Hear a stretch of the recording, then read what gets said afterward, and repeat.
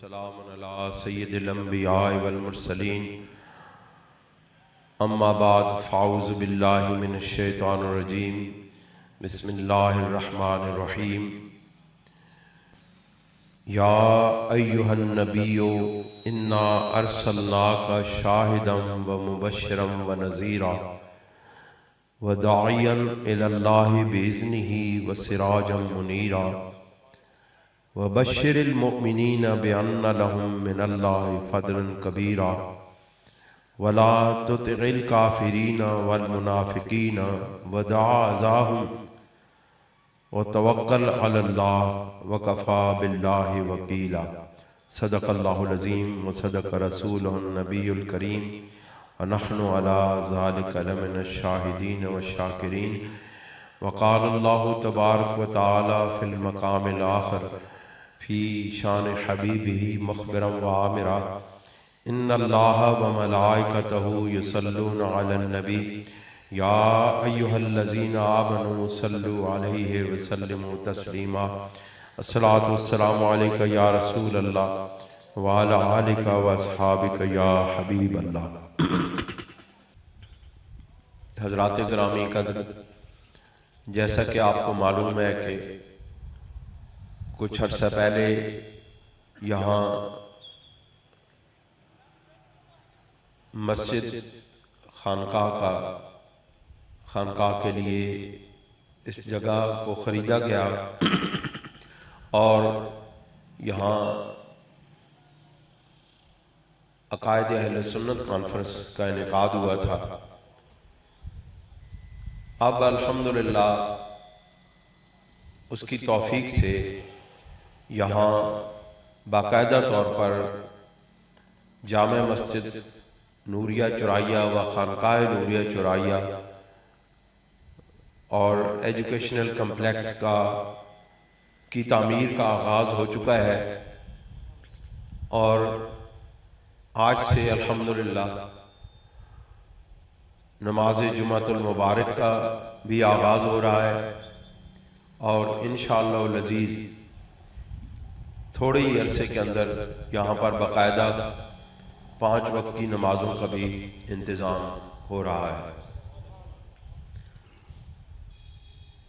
آپ بھی دعا فرمائیں اور دل کی گہرائیوں سے دعا کریں اور اس کار خیر میں اپنے ہر طرح سے تعاون کو جاری رکھیں تاکہ ہم یہاں پر ایک دینی درسگاہ، ایک ایسی درسگاہ کو بنانے میں کامیاب ہو جائیں کہ جس میں اسلامی،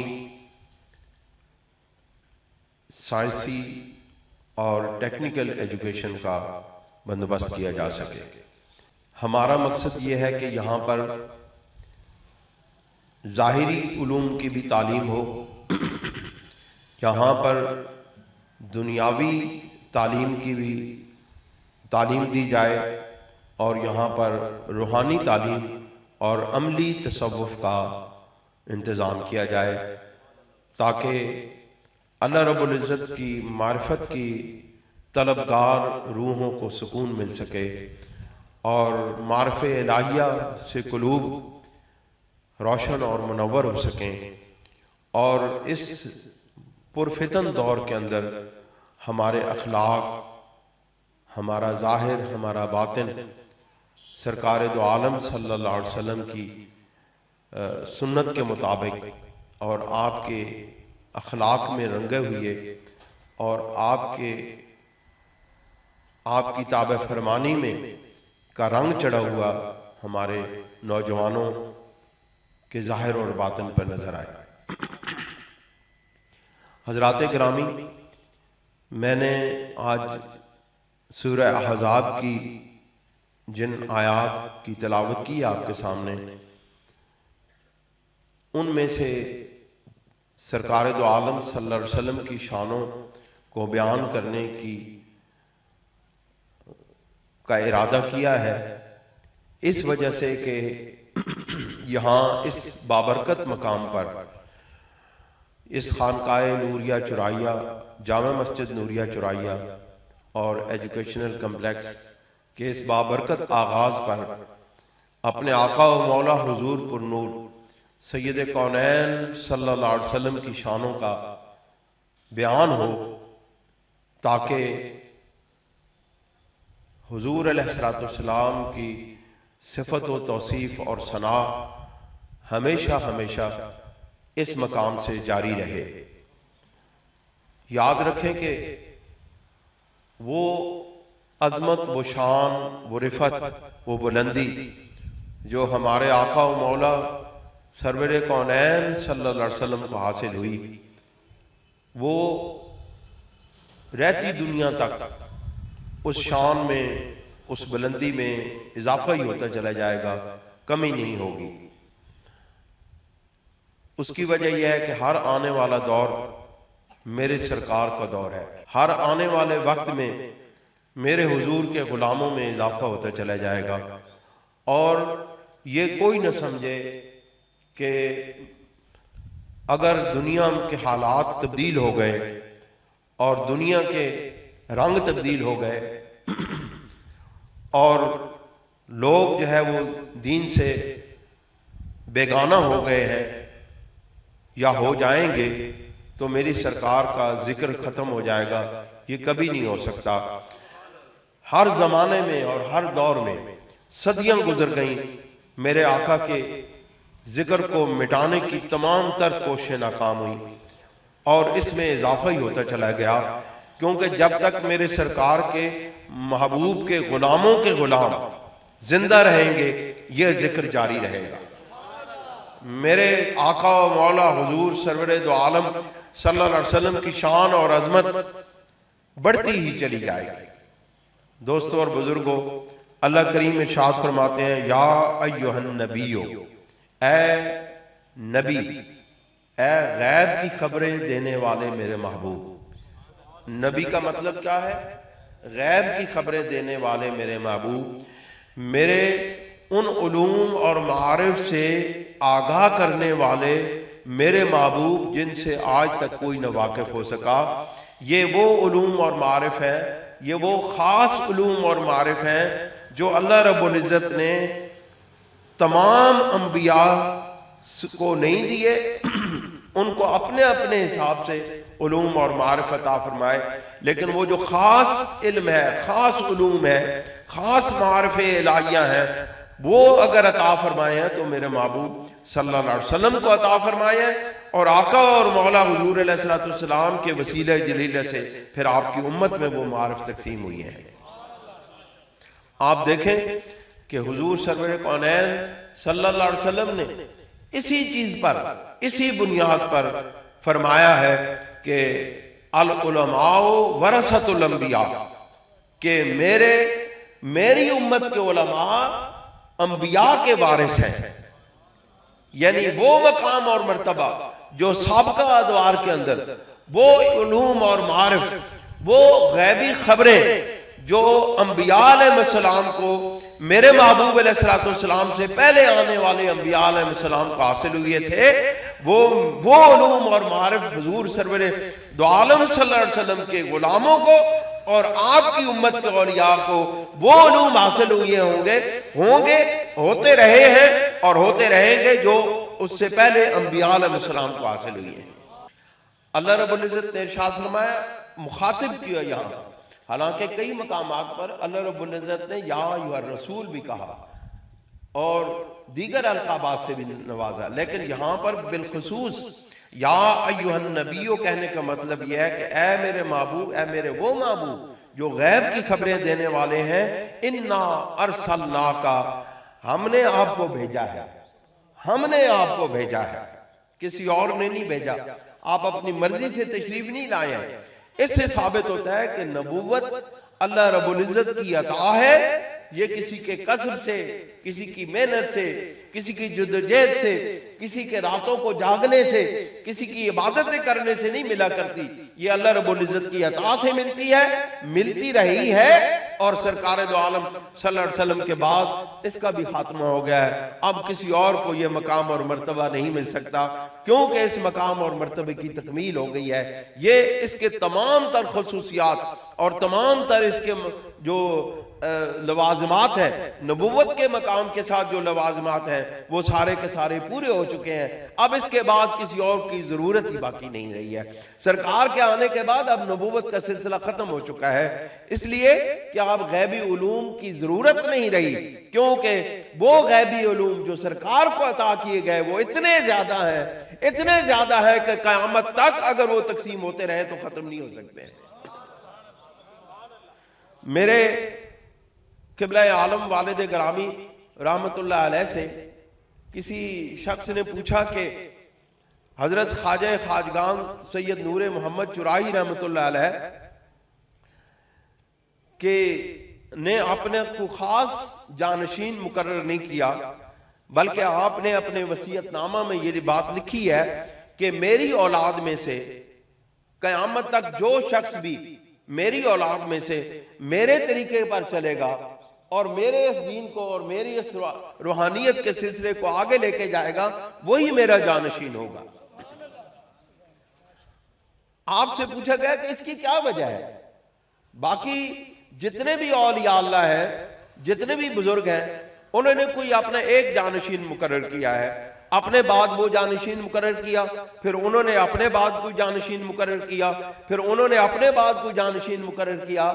لیکن حضرت خواجہ خواجگان سید نور محمد چرائی رحمت اللہ علیہ نے یہ فیض اپنی ساری اولاد کو تقسیم کر دیا. اس کی وجہ کیا ہے؟ آپ نے فرمایا کہ میرے قبلہ عالم حضور بابا جی خواجہ خواجگان سید نور محمد چرائی رحمت اللہ علیہ کا فیض اتنا زیادہ فیض تھا کہ آپ نے کہا کہ یہ میرا فیض، میرا کوئی ایک فرزند، میری اولاد میں سے کوئی ایک شخص اس کو برداشت نہیں کر سکے گا، بلکہ یہ سارے تقسیم کر دیا جائے اور قیامت تک یہ فیض جاری رہے گا. یہ وہ سنت ہے، یہ وہ رسول اللہ کی سنت ہے کہ سرکار دو عالم صلی اللہ علیہ وآلہ وسلم کا فیض، آپ کی روحانیت کا فیض، آپ کے علم کا فیض قیامت تک جاری رہے گا اور اس میں کمی نہیں آئے گی، اس میں اضافہ ہوتا چلا جائے گا. سرکار نے اللہ رب العزت نے ارشاد فرمایا یا ایھا النبی انا ارسلناک شاہدا ومبشرا ونذیرا. اے غیب کی خبریں دینے والے میرے محبوب صلی اللہ علیہ وسلم، بے شک ہم نے آپ کو بھیجا شاہد بنا کے، گواہ بنا کے بھیجا، سب کو دیکھنے والا بنا کے بھیجا، سب پر نگاہ کرم کرنے والا بنا کے بھیجا. گواہ کون ہوتا ہے؟ جو موقع پر اپنی آنکھوں سے کسی واقعہ کو ہوتا ہوئے دیکھے، اس کو گواہ کہتے ہیں.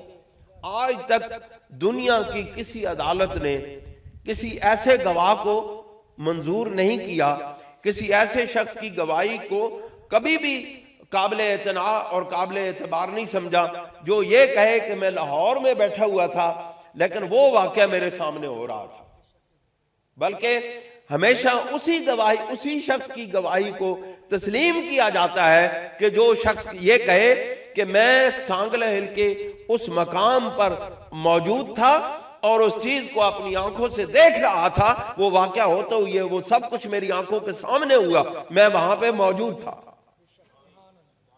تو گواہ اسی کو کہتے ہیں. گواہ اس کو تو نہیں کہتے کہ جو کہیں بیٹھا ہو اور اس کو پتہ نہ چلے. اب یہاں آپ کے ذہن میں سوال پیدا ہوگا کہ سرکار دو عالم صلی اللہ علیہ وسلم شاہد کیسے بنے، سرکار دو عالم صلی اللہ علیہ وسلم گواہ کیسے بنے، نبی کریم علیہ السلام کو یہ مقام اور مرتبہ کیسے حاصل ہوا؟ ہاں، یہ سرکار دو عالم صلی اللہ علیہ وسلم کو مقام اس طرح حاصل ہوا کہ میرے آقا و مولا حضور سرور دو عالم صلی اللہ علیہ وسلم نے ارشاد فرمایا کہ ہر صبح کے وقت اور ہر شام کے وقت، یہ صحیح حدیث پاک ہے، ہر صبح کے وقت اور ہر شام کے وقت میری امت کے تمام اعمال میرے سامنے پیش کیے جاتے ہیں، اور میں ان اشخاص کو بھی جانتا ہوں جن کے اعمال نامے میرے سامنے پیش کیے جاتے ہیں، میں ان کے باپوں کو بھی جانتا ہوں جن کے اعمال نامے پیش کیے جاتے ہیں، اور میں ان کے دادوں کو بھی جانتا ہوں جن کے اعمال نامے میرے سامنے پیش کیے جاتے ہیں. اس طرح سرکار دو اعمال نامہ کیا ہے؟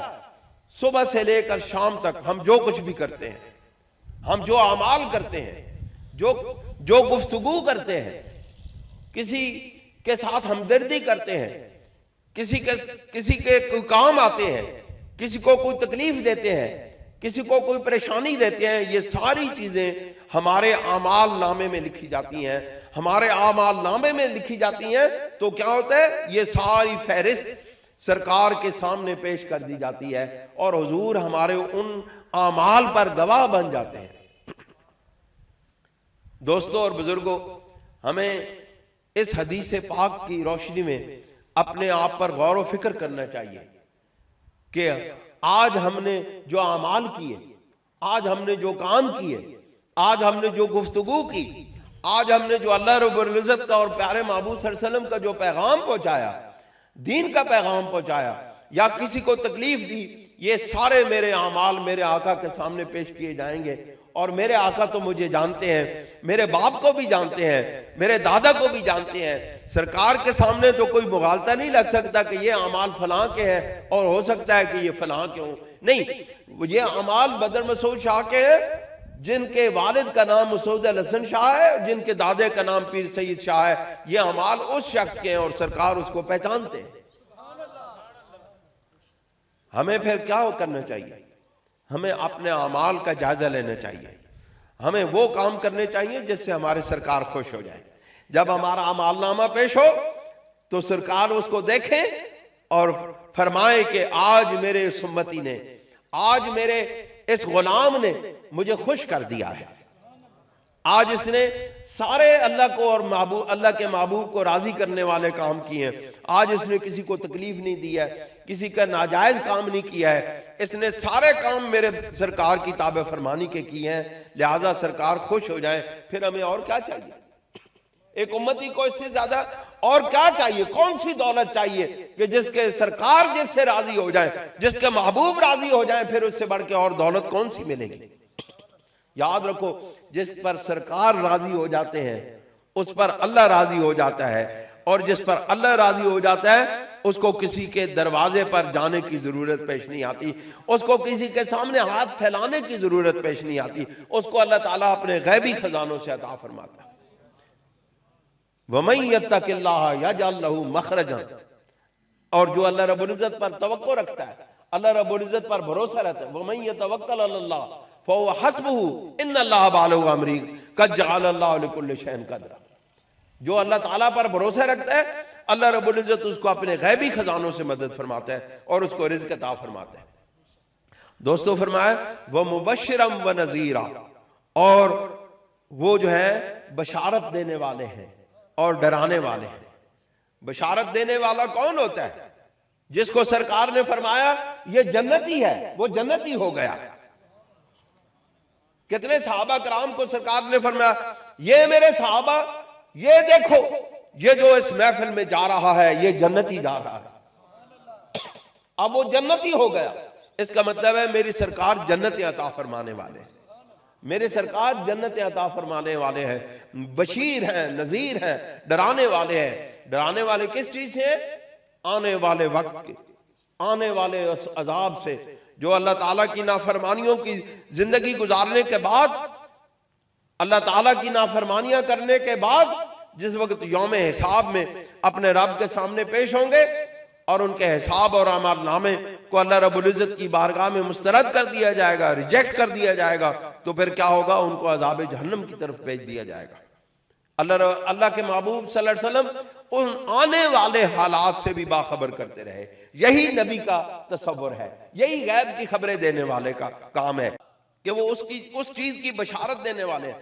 اب کسی کو بشارت دینا، کسی کو خوشخبری سنانا، یہ بھی غیب کا علم ہے. کسی کو آنے والے بھیانک انجام سے ڈرانا، یہ بھی غیب کا علم ہے. کیوں؟ اس کی وجہ یہ ہے کہ حضور کو ساری خوبیوں کا علم ہے، اس لیے تو بشارت دے رہے ہیں. اگر ایک بندے کو کسی چیز کا علم ہی نہیں ہے تو وہ بشارت کس بات کی دے گا؟ اگر کسی بندے کو معلوم نہیں ہے کہ جنت کیا ہے، جنت کی بہاریں کیا ہیں، جنت انعام الہی کس طرح ہے، جنت اللہ رب العزت کے دیدار کا مقام ہے کہ نہیں ہے، جب کسی کو اس بات کا علم نہیں، وہ بشارت کیا دے گا؟ بشارت وہی دے گا جس کو ان ساری باتوں کا علم ہوگا. اس لیے اللہ رب العزت نے اس آیت پر غور کریں، اس کا ایک ایک لفظ نبی کی تعریف کر رہا ہے، اس کا ایک ایک لفظ غیبی علوم اور معارف کو عطا کرنے کی گواہی دے رہا ہے کہ بشارت دینا بھی غیبی علم ہے اور آنے والے بھیانک انجام سے ڈرانا بھی غیبی علم ہے. کیونکہ جس کو معلوم نہ ہو کہ عذاب الہی ہے کیا، عذاب الہی کس کو دیا جائے گا، عذاب الہی کے دینے کا کیا کیا انداز ہوں گے، اگر وہ اس کو معلوم نہیں وہ ڈرائے گا کیا. انجام سے ڈرانے والا بھی غیب کا علم ہے، بشارت دینا بھی غیب کا علم ہے.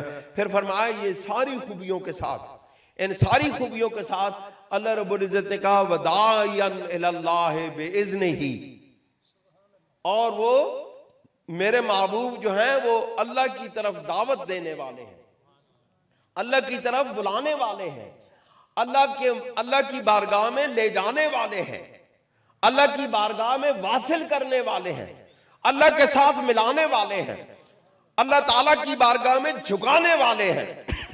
وَدَاعِيًا إِلَى اللَّهِ، اور اللہ تعالیٰ کی طرف لے کے جانے والے ہیں بِإِذْنِهِ، اس کے اذن سے، اس کے اذن سے. اس کا مطلب ہے رسول اللہ کسی کو اللہ سے واصل کرتے ہیں تو ادھر سے دیکھ کے وہاں سے اشارہ ہوتا ہے کہ یہ میرے محبوب یہ ہماری بارگاہ میں آنے کے قابل ہے، اس کو ہماری بارگاہ میں لے آئیے. اس کا مطلب ہے ہر وقت وہاں ایک کنٹیکٹ موجود ہے، اللہ تعالیٰ کے ساتھ رسول اللہ کا ہر وقت ایک ربط موجود ہے. کیونکہ جس کو اللہ تعالیٰ سے واصل کرنا ہوتا ہے ادھر سے دیکھا جاتا ہے، ادھر سے جب حکم ہوتا ہے کہ میرے محبوب اس کو ہم سے ملا دے، اس کو محبوب سے ملا دے، اس کو اپنے رب سے ملا دے، پھر اس کو رسول اللہ اپنے ہاتھ سے پکڑ کے اللہ کی بارگاہ میں لے جاتے ہیں. لیکن جس کو معلوم ہوتا ہے اللہ رب العزت کہتے ہیں یہ ہمارے بارگاہ میں آنے کے قابل نہیں ہے، اس کا دل کچھ اور ہے، اس کا ظاہر کچھ اور ہے، اس کا باطن کچھ اور ہے، محبوب یہ نہ تیری بارگاہ میں آنے کے قابل ہے نہ ہماری بارگاہ میں آنے کے قابل ہے، اس کو اپنی بارگاہ سے دور فرما دیجئے. پھر وہ اس کو رسول اللہ کی جس پر نگاہ کرم نہیں پڑتی اس کو اللہ رب العزت وہ ساری زندگی عبادتیں کرتا رہے، ساری زندگی جھکتا رہے بارگاہ الہی میں، ساری زندگی ایک ٹانگ پہ کھڑے ہو کے نوافل ادا کرتا رہے، اس کو بارگاہ الہی میں وصول نہیں ملتا جب تک کہ سرکار اس پر مہر نہیں لگا دے. اس میں ایک حدیث پاک میں سنا کے آپ سے اجازت چاہوں گا. یہ حضرت عبداللہ ابن عمر بن العاص سے عطا بن یسار نے پوچھا کہ ہمیں بتائیں کہ حضور علیہ السلام کی کیا کیا صفات ہیں. فقلت اخبرنی عن صفت رسول اللہ صلی اللہ علیہ وسلم، اے عمر بن العاص ہمیں بتائیں. عبداللہ بن عمر بن العاص سے پوچھا کہ آپ ہمیں بتائیں کہ رسول اللہ صلی اللہ علیہ وسلم کی صفات کیا ہیں فی تورات کے اندر. یہ عبداللہ بن عمر بن العاص جو ہے یہ تورات کے بہت بڑے عالم تھے. اسلام قبول کرنے سے پہلے یہ مسیحی تھے اور تورات کے اور زبور کے اور انجیل کے بہت بڑے عالم تھے. مسیحی تھے یا یہودی تھے، یہودیت کا مذہب رکھتے تھے یا عیسائیت کا. تو تورات اور انجیل اور زبور کے بہت بڑے عالم تھے. ان سے پوچھا گیا کہ آپ ہمیں یہ بتائیں کہ قرآن مجید میں تو اللہ رب العزت نے رسول اللہ صلی اللہ علیہ وسلم کی یہ صفات لکھی ہیں کہ وہ شاہد بھی ہیں، وہ بشیر بھی ہیں، وہ نذیر بھی ہیں، وہ داعی بھی ہیں. تو آپ ہمیں بتائیں کہ کیا رسول اللہ صلی اللہ علیہ وسلم کی صفات لکھی گئی ہیں تورات میں بھی؟ انہوں نے کہا کہ قال اجل، آپ نے کہا کہ ہاں جی ہاں میں ان کی صفات آپ کے سامنے رکھتا ہوں. فرمایا واللہ انہو لموصوف فی التورات بصفتہ فی القرآن.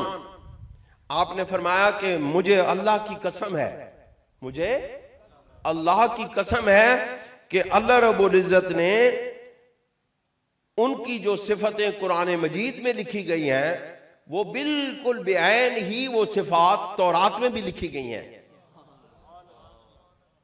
اس کا مطلب ہے کہ ہزاروں سال سے میری سرکار کی نعتیں جاری ہیں. میری سرکار کی صفت آج نہیں شروع ہوئی. یہی تو وجہ ہے کہ میں کہہ رہا ہوں کہ جس کی صفات ہزاروں سال سے لکھی ہوئی، پڑھی ہوئی، بیان کی ہوئی جا رہی ہیں، لکھی جا رہی ہیں، پڑھی جا رہی ہیں، اس کی صفات ایسی لازوال صفات ہیں جو قیامت تک ختم نہیں ہوں گی.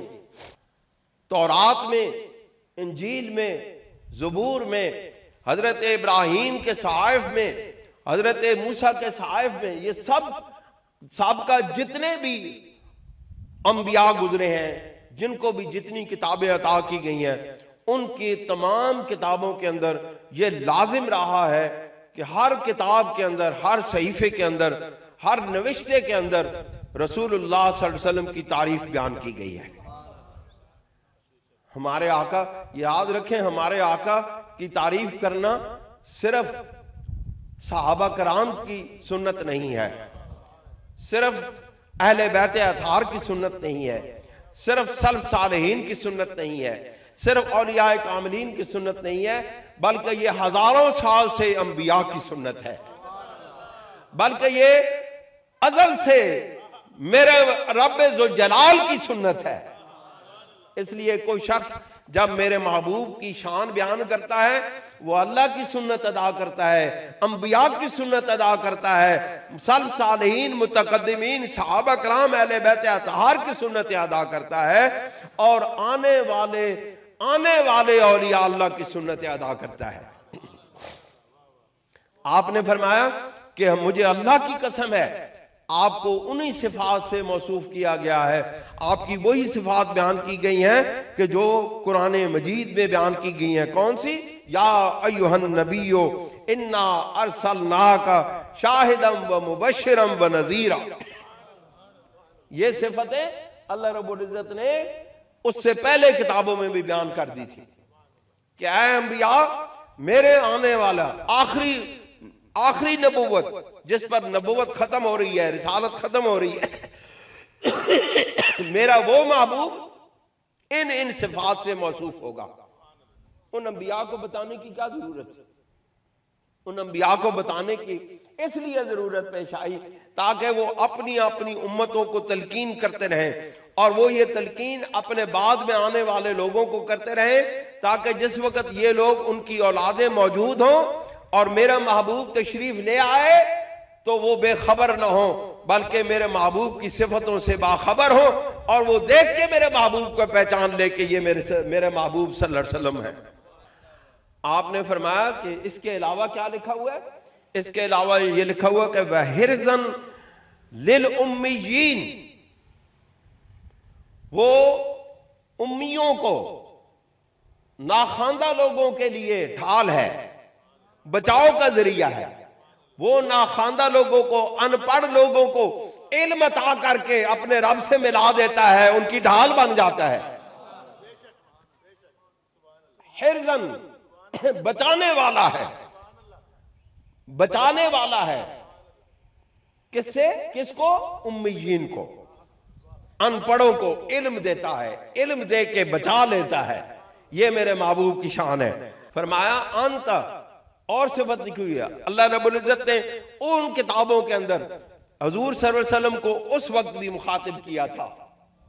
بات سنیں، اس وقت بھی مخاطب کیا تھا. مخاطب کس کو کہتے ہیں؟ جب وہ موجود ہو. اس کا مطلب ہے ہر زمانے میں ہمارے سرکار موجود رہے ہیں. کس طرح موجود رہے ہیں؟ ہر زمانے میں انبیاء کی پیشانیوں پر میرے محبوب کا نور چمکتا رہا ہے. اس لیے جب ان انبیاء کو مخاطب کیا جاتا تھا، ان انبیاء کی پیشانیوں پر چمکتے ہوئے نور مصطفیٰ کو مخاطب کیا جاتا تھا. کہا انت عبدی و رسولی، اے میرے محبوب آپ ہی میرے خاص بندے اور رسول ہیں. آپ ہی میرے خاص بندے اور رسول ہیں. سمیتک المتوکل، میں نے آپ کا نام متوکل رکھ دیا ہے. متوکل کیا ہوتا ہے؟ متوکل وہ ہوتا ہے جو ساری دنیا کے سہاروں کو چھوڑ کے اپنے رب کی بارگاہ میں پیش ہو جائے. جو ساری دنیا سے منقطع ہو کے، جب ساری دنیا کے علائق اور روائق کو چھوڑ کے، جب ساری دنیا کے سہاروں کو سے منقطع ہو کے ایک سہارا اپنے رب ذوالجلال کو پکڑ لے اور اسی پر اپنی توکل رکھ لے اور اسی پر اپنے تمام انجام کار کو رکھ لے، اس کو متوکل کہتے ہیں۔ فرمایا انت عبدی و رسولی، اے میرے محبوب آپ میرے بندے ہیں، آپ میرے بندے ہیں اور میرے رسول ہیں۔ سمیتک المتوکل، میں نے تمہارا نام متوکل رکھ دیا ہے۔ پھر فرمایا میرے محبوب کی اور نشانیاں بھی لکھی ہیں تورات میں۔ فرمایا لست بفظ ولا غلیظ، اے میرے محبوب آپ تند خو نہیں ہیں۔ تند خو کیا کہتے ہیں؟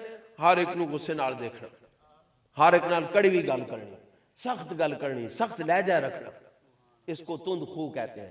میرے محبوب کی پیشانی پر ہر وقت نور ٹپکتا تھا اور نرمیاں ہی نرمیاں چہرے پر نظر آتی تھیں۔ میرے محبوب کو جو ایک مرتبہ دیکھ لیتا تھا آپ کا گرویدہ ہو جاتا تھا۔ آپ دیکھیں، آپ اگر اپنے کسی دوست کو، اپنے کسی بھائی کو، اپنے کسی رشتہ دار کو ملتے ہیں اور آپ کے چہرے پر بشاشت، خوشی کی لہر دوڑ جاتی ہے اور کچھ کہنے کی ضرورت نہیں ہوتی، وہ آپ کا ہو جاتا ہے۔ اپنے چہروں کو، آپ کا دیکھنا، آپ کے چہرے کے تاثرات لوگوں کو متاثر کرتے ہیں۔ کیا میں کہہ رہا ہوں؟ سارے چپ کر گئے ہو؟ ایتھے آ کے میرے سمیت سارے ٹلے پہ جاندے۔ کیوں؟ اس پہ ہم عمل نہیں کرتے۔ یہ چیزیں عمل کرنے والی ہیں۔ اپنے چہروں کو خوش رکھیں، اپنے چہروں کے تاثرات اس طرح ظاہر کریں اپنے دیکھنے والوں کو، اپنے ملنے والوں کو، اپنے رشتہ داروں کو، کہ جس کو معلوم ہو کہ آپ اس کو یہ کہہ رہے ہیں کہ میں تمہیں مل کر اتنا خوش ہوا ہوں، اتنے میرے دل کو سکون ملا ہے کہ جتنا اور کہیں نہیں مل سکتا۔ بس آپ کو زبان سے لفظ نکالنے کی ضرورت نہیں ہوتی، وہ آپ کا ہو جاتا ہے۔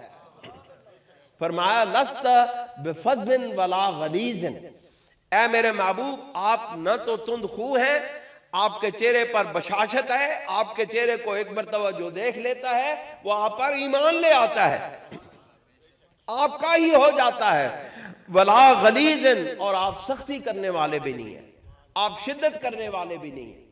میری آپ لوگوں سے گزارش ہے آپ ان چیزوں پہ غور کریں اور ان معاملات کو اپنی زندگیوں کا حصہ بنائیں، یہ آپ کو بہت ضرورت ہے۔ جماعت خدامہ اہل سنت کے دوستو، آپ کو اس چیز کی بڑی سخت ضرورت ہے، اور اگر ان چیزوں کو درست کر لیا جائے تو ہمارے بہت سارے معاملات آسان ہو جاتے ہیں۔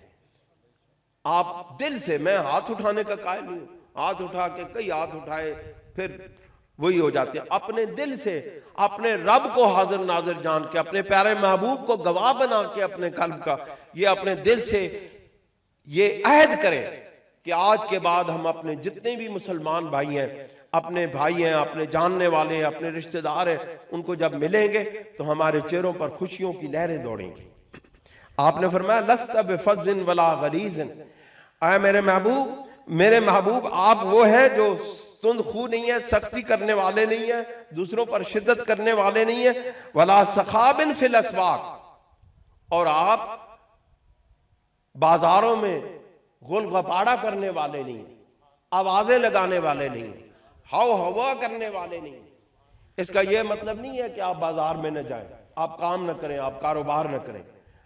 اللہ رب العزت فرماتے ہیں کہ ہر مقام کا اپنا اپنا ایک ادب ہے، اور اہل ایمان جو ہے وہ مسجد میں بھی اور بازار میں بھی، ان کے اندر اتنی متانت، اتنی سنجیدگی ہوتی ہے کہ وہ بازاروں میں چلتے ہوئے بھی گل گپاڑا نہیں کرتے، آوازیں نہیں کستے، ہاں نہیں کرتے۔ یہ دوستو یہ چیزیں سمجھنے والی میں ہیں، یہ ہمیں عمل کرنا ہے ان پر۔ پھر فرمایا وَلَا يَدْفَعُ السَّيِّئَةَ بِالسَّيِّئَةِ، اور آپ برائی کا بدلہ برائی سے نہیں دیتے۔ اگر میرے محبوب سے کوئی بات، کوئی برا کہہ بھی دے، اگر کوئی برائی کر بھی دے تو میرے محبوب پلٹ کے اس کے ساتھ برائی نہیں کرتے بلکہ اس کے ساتھ اچھائی کرتے ہیں، کسی کے ساتھ اچھائی کرنے کا کیا مطلب ہے؟ اچھائی کرنے کا مطلب یہ ہے کہ اس کو جواب نہ دیا جائے، اس کے عمل جیسا عمل اس کو نہ پلٹایا جائے. اس کو کہتے ہیں وَلَا يُدْفَعُ بِالسَّيِّئَةِ وَلَا يُدْفَعُ السَّيِّئَةَ بِالسَّيِّئَةِ، کہ جو برائی کا بدلہ برائی سے نہیں دیتے. یہ میرے محبوب کی شان ہے. وَلَٰكِن يَعْفُو وَيَغْفِرُ، بلکہ برائی کا بدلہ برائی سے دینے کے بجائے آپ اس کو معاف کر دیتے ہیں اور اس کی بخشش کر دیتے ہیں. کتنا بڑا مقام اور مرتبہ ہے، کتنے بڑے دل گردے کی بات ہے کہ برائی کا بدلہ برائی سے بھی نہ دے، بلکہ اس سے بڑھ کے اخلاقی قدروں کا مظاہرہ کریں، اور اخلاقی برتری کا مظاہرہ کرتے ہوئے نہ صرف میرے محبوب اس کے ان بداعمالیوں پر پردہ ڈالتے ہیں بلکہ اس کی بخشش بھی کر دیتے ہیں، اس کو معاف بھی کر دیتے ہیں. وَلَن يَقْبِضَهُ اللَّهُ حَتَّى يُقِيمَ بِهِ الْمِلَّةَ الْعَوْجَةَ. ہم اس وقت تک سرکار کو، ہم اس وقت تک اپنے محبوب کو اپنے پاس نہیں بلائیں گے، آپ کی روح قبض نہیں کریں گے جب تک کہ حتی یقیم بہل ملت العوجا، یہاں ان کی ملت کو، ان کی ملت کے ٹیڑھے پن کو پھر اپنے مقام پر نہ کھڑا کر دیں، پھر پورے مقام پر ان کی ملت کو نہ کھڑا کر دیں. اس وقت تک ہم سرکار کو اپنے پاس نہیں بلائیں گے. اس کا مطلب ہے سرکار کا یہ فیض ہے، میرے محبوب کا یہ فیض ہے کہ آپ کے وجود بابرکت سے اللہ رب العزت نے تمام امت کے اندر جو بد اخلاقیاں تھی، جو ٹیڑھے پن تھے، اس کو ختم کر دیا. تب رسول اللہ کو اپنے پاس بلایا. اس کا مطلب ہے صحابہ کرام اتنی عظمتوں والے ہیں کہ ان کے اندر سے ہر کجی ختم کر دی گئی تھی، تب رسول اللہ یہاں سے تشریف لے گئے تھے. کس طرح استقامت دیں گے؟ بِاللَّهِ الَّهَ إِلَّا اللَّهِ، اس چیز سے کہ اللہ رب العزت کے سوا کوئی معبود نہیں. یعنی جس وقت توحید تمام دنیا کے اندر غالب آ جائے گی، اس وقت میرے محبوب ہم آپ کو بلائیں گے. فَيَفْتَخُ بِهَا أَعْيُنًا عُمْيًا، اور ہم اپنے محبوب کے وسیلے سے اندھی آنکھوں کو بینا کر دیں گے. انہیاں نو اکھاں دیاں روشنیاں مل جان گیا. فَيَفْتَخُ بِهَا، ہم ان کے وسیلے سے. لوگ کہنے نا رسول اللہ دا وسیلہ جائز نہیں، اللہ کہندہ ہے اسی انہاں دے وسیلے دے نالے کام کریں گے. بہا، ہم ان کے وسیلے سے یہ بات کریں گے. لوگ ہی کہندے نے انہاں دا وسیلہ لینا جائز نہیں، ان کو وسیلہ بنانا جائز نہیں. قرآن میں یہ نہیں لکھا ہوا ہے وسیلہ بنانا جائز ہے. اللہ رب العزت نے سابقہ کتابوں میں لکھ دیا میرا محبوب تمام امتوں کا وسیلہ ہے. تسی وسیلہ بناؤ یا نہ بناؤ، سابقہ امتاں تے سابقہ انبیاء رسول اللہ نو اپنا وسیلہ بنا دے رہنے. حضرت آدم علیہ السلام تو لے کے حضرت عیسیٰ علیہ السلام تک دا جو وسیلہ ہے وہ ساڈا بھی وسیلہ ہے کہ نہیں؟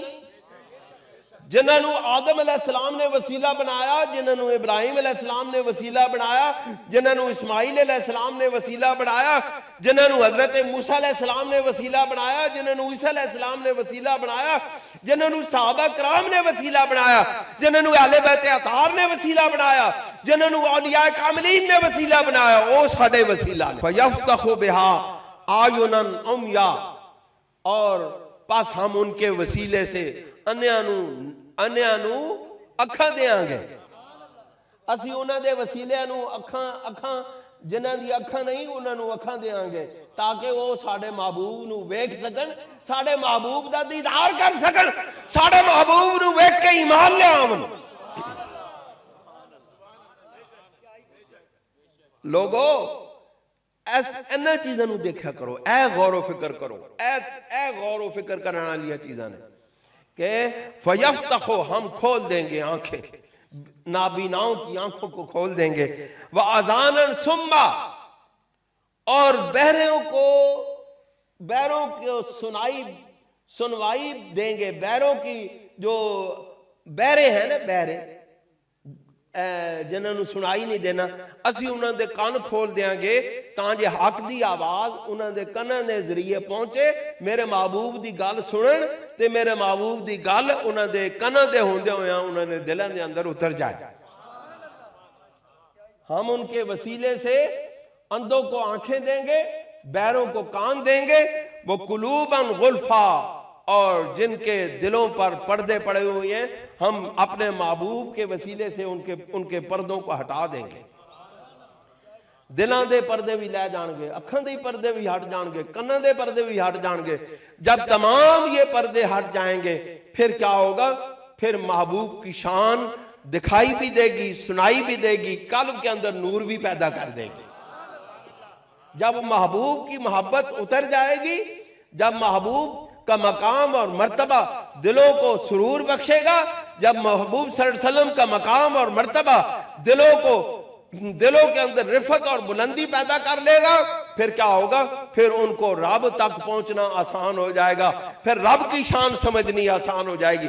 जिसने रसूलुल्लाह की शान को न समझा उसने अल्लाह की शान को भी न समझा, जिसने रसूलुल्लाह सल्लल्लाहु अलैहि वसल्लम की नबुव्वत और रिसालत को न समझा उसने तौहीद इलाही को भी न समझा। तौहीद तब समझ आती है जब रिसालत समझ आए, तौहीद तब समझ आती है जब नबुव्वत समझ आए। नबुव्वत और रिसालत के समझे बगैर न तौहीद समझ आती है, न खुदा समझ आता है, न अल्लाह की इबादत समझ आती है, न अल्लाह तक विसाल पहुँच होता है, न अल्लाह तक वसूल होता है, न मसूल होता है, कोई शय नहीं होती। लिहाजा हुजूर अलैहिस्सलाम हमारे कुलूब का मरकज़ व महवर है, हमारे ईमान का मरकज़ व महवर है, हमारे दिलों का मरकज़ व महवर है, हमारी आंखों का नूर है, हमारे कुलूब का सुरूर है।